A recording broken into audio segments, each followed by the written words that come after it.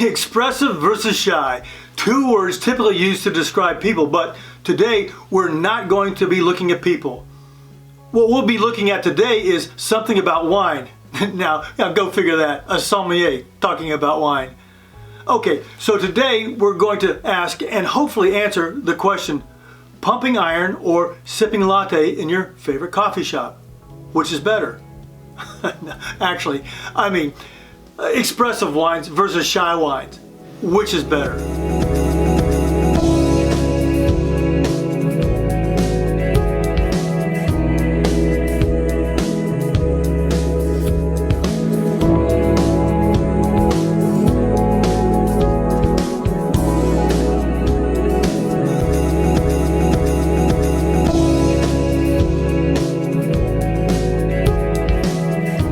So, what is expressive wine and what is shy wine and which is better? Keep in mind, at any time if you like what you hear, click like, subscribe, and hit the little bell so you'll be notified when there's a new post. Also, make sure you share this with a friend. I'm sure they'd appreciate it. Oh yeah, I almost forgot. You might want to stick around for a short, sweet, valuable bonus at the end. Before we determine which is better, the first thing we want to do is figure out what expressive means and what shy means. It's like me asking, which coffee drinking guy is better, this guy or me? To make that determination, you have to dig in. You have to get to know something about what's inside. You have to learn about whether the man is expressive or shy, and you have to determine what you prefer. Now, back to wine. Keep in mind, I'm not saying that there are shy wines and expressive wines only. I'm talking about a continuum from very shy all the way to fully or very expressive. You know, a wine's expressiveness has to do with both the nose, the smell of the wine, and the palate, the flavor or taste of the wine. You should be asking yourself, is it easy or difficult to smell or taste what's in the glass? Some wines seem to jump right out of the glass at you, while others are more difficult to get a handle on. Expressive wines are clear and focused. Shy wines seem to have less smell or flavor. They seem muted and diffused. While we're at it, let's go ahead and start with the shy. Some synonyms for shy that you'll hear people who are tasting wines say are closed, or inexpressive, shut down, muted, awkward, austere, and tight. Most of these terms mean about the same thing. These are wines that are not showing much character. Something to keep in mind is that sometimes a young wine will appear muted or overpowered by the alcohol, tannins, or acidity. Typically, this is only a temporary situation. Also, if the wine resolves itself with time or with some aeration by maybe decanting it or both, it's common to say it has opened up or simply it has become more expressive or aromatic. That leads us to expressive wines. On the nose, when you smell it, it's something like a spritz of perfume or as flamboyant and talkative as my auntie after having a couple at a wedding. or that friend, you know the one, you say about them, my, aren't they expressive? Instead of saying, they just won't shut up. Some additional words you'll hear are open, fragrant, aromatic, intense, exuberant, lively, vibrant, animated, showy, substantial, bountiful. Oh, and here's the one Miss Tucker, my 8th grade English teacher, would absolutely love. Magnanimous. How are you doing there? Is this information making sense? If it is, write Asti in the comments below. Now, let me shift gears here. Have you ever had a sip of wine and thought, gosh, I love this wine, or this really resonates with me, or something like that? That's how many wine lovers pick out their favorite wine. They go with their gut, with something that they just get.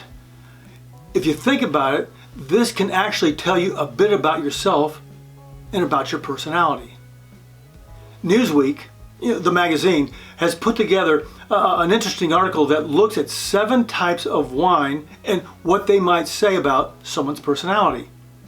For example, do you love Cabernet Sauvignon? Then you are what they call the Stoic. Here's what they have to say. Cabernet Sauvignon was conceived by accident, blending a red Cabernet Franc grape with a white Sauvignon Blanc grape. That was easy for me to say. It has a thick, durable skin, which makes it resistant to any outside conflict. It has abundant levels of tannin, which allows the wine to be stored for a long time and still develop its flavor. It's mostly recommended to be drunk with food rather than on its own, as it has an overwhelming mouthfeel. Like cabs, you can have a strong personality, unfazed by conflict, and frequently full of wisdom. You're not as affected by outside forces and can thrive in solitude. You can easily adapt to new surroundings and can even stand out. In an ideal situation, your strengths can be cultivated.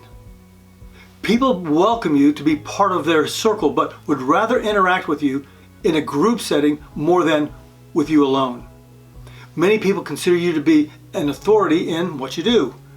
There are people who would love to know more about you, and even if they are a few, they're the ones that you'll cherish and will definitely be for keeps. I think it's a fun article. I encourage you to check it out. So, which coffee drinker or type of wine is best? Expressive or shy? It's up to your own personality type and personal taste. So experiment around to figure out what you like and let me know your favorite, plus how you came across it. Well, there you have it. You're now all set to hold your own as you talk about expressive and shy wines at your next wine get together. Hang in there for the quick bonus at the end, the proper etiquette in clinking your wine glasses.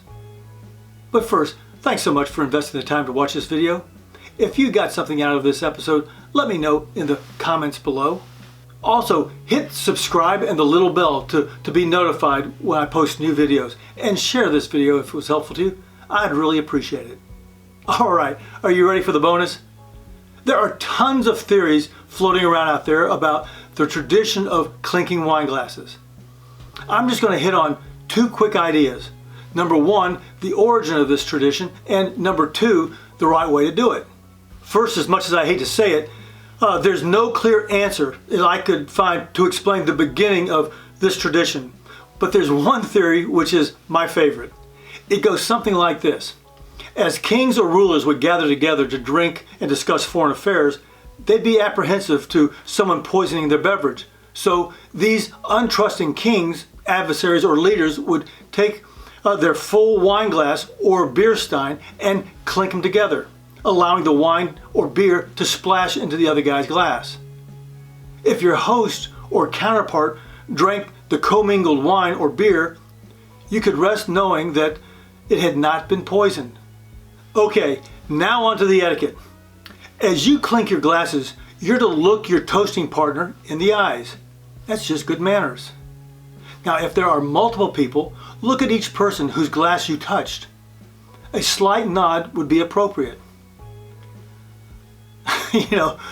Looking at this a little differently, you wouldn't dance with someone and look over their shoulder or away from them the whole time you're dancing, would you?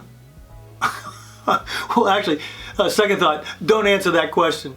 But you get the idea, right? Okay, now you're all set to discuss this with your friends at your next weekend gathering or wine tasting. Hey Posse, thanks so much for investing the time to watch this video. I trust it was helpful to you. If you have any questions, let me know in the comments below. And please consider hitting subscribe. Also, click here to check out our new online shop. We have a great lineup of wine-related items that will help you get the most out of your wine experience. Oh, and be sure to check out these other videos. Until next time, cheers.